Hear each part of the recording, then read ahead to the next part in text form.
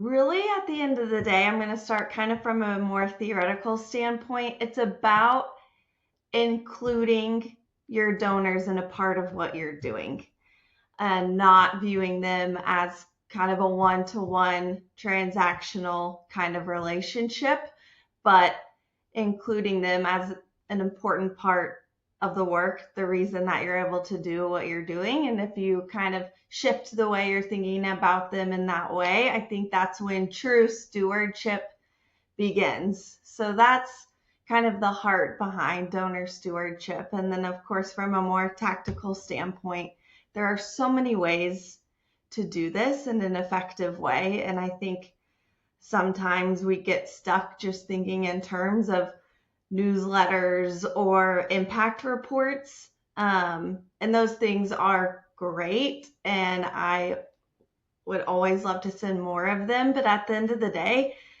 the impact that you're having can just be the story of one person.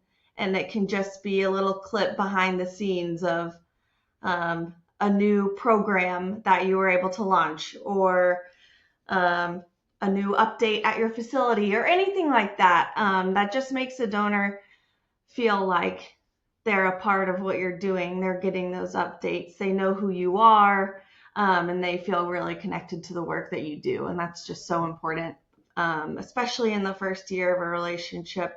Then thinking about when they grow up the donor pyramid.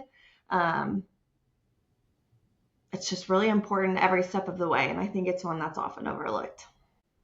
I think it's really timely because as technology advances, I think the expectations of our donors do too, and they've come to expect this sort of treatment because they're receiving it from the place that they buy their sweaters, or where they buy their dog's dog food.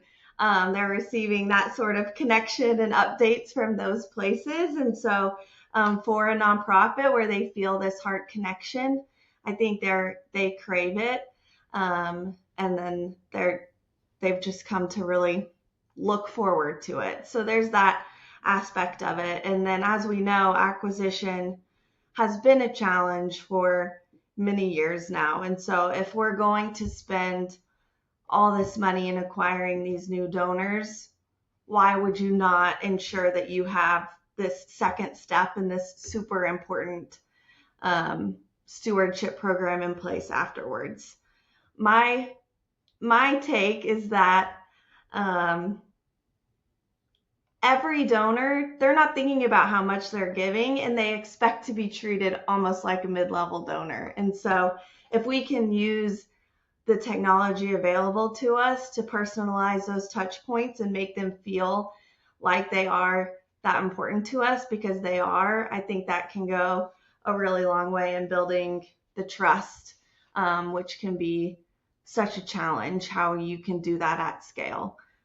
So leveraging the tools that we have available to us today, we're able to do that more easily than we have in the past, which is a huge opportunity to retain those donors and turn them into the kind of long-term valuable donors that they could be.